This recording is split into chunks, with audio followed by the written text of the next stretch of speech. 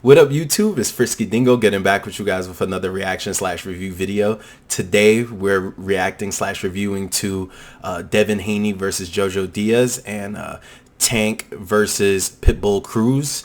So always remember to like, subscribe, and leave a comment on this video because we are on a grind.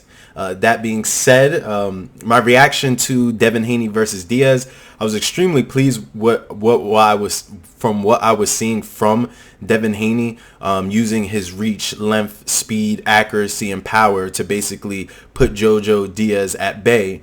JoJo did have a few successful times with his calculated pressure, but ultimately Devin Haney got the better of him by targeting his arms and his lower abdomen, so that basically by the time he would want to take advantage of getting into the pocket with the pressure, that he wouldn't be able to respond based on the damage that he was already taking.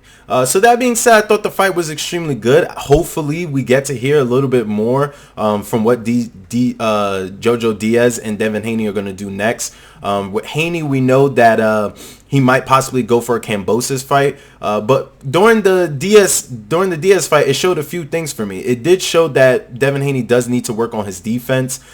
He does definitely need to work on the later rounds, such as the 11th and 12th when he dropped off a little bit, and then basically overall continuing the pace of using his looks and moving his head in lateral movement. Now with JoJo Diaz, the minute that he saw that JoJo wasn't capable of stopping his output of jabs using his look, he basically reverted back from using the look into basically putting himself in a position to throw power shots off the jab, which is okay and normal. But I wish he would have continued using his looks so that he can basically dispel JoJo Diaz of coming in with pressure, and that's what ended up hurting Haney in the later rounds. Because he did not start moving his head, because he stopped using his looks, Diaz was able to capitalize on the last two rounds. That being said, I'm extremely happy with this fight. I thought we could actually get a little bit more action,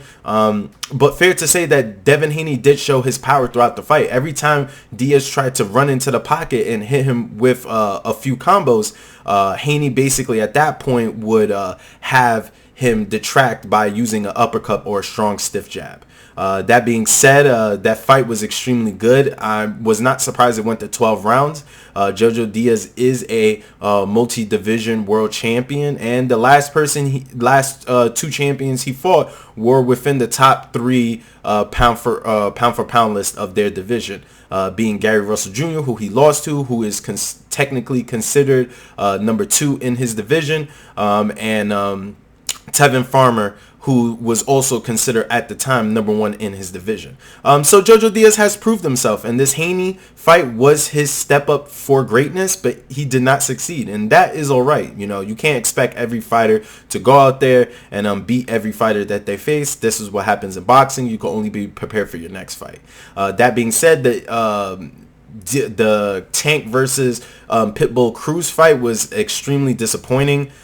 Tank broke his hand throughout the fight and did display a lack of technical skills. People kept saying he was fighting off the back, off of one hand. I necessarily don't agree with that. If you look at the Castillo versus Mayweather 1 fight, you can see the complete difference when it comes to working off your jab with a broken hand, where Mayweather basically neutralized Castillo's power and jab.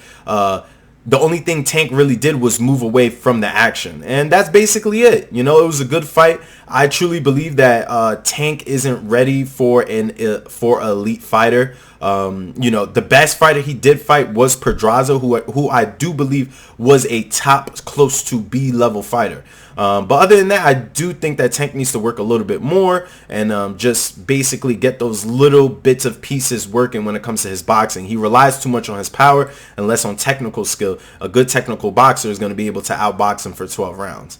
But that's basically it. I was extremely happy from both fights. Devin Haney outdid himself completely. Hopefully we get to hear a little bit more from Tank and Haney to see what the next fights are. But hopefully we do get the Kambosos Devin Haney fight. But from what it looks like from Kambosos, he's kind of starting to get iffy. So if we find out any more news or we get anything else, I'll definitely see you guys in the next one.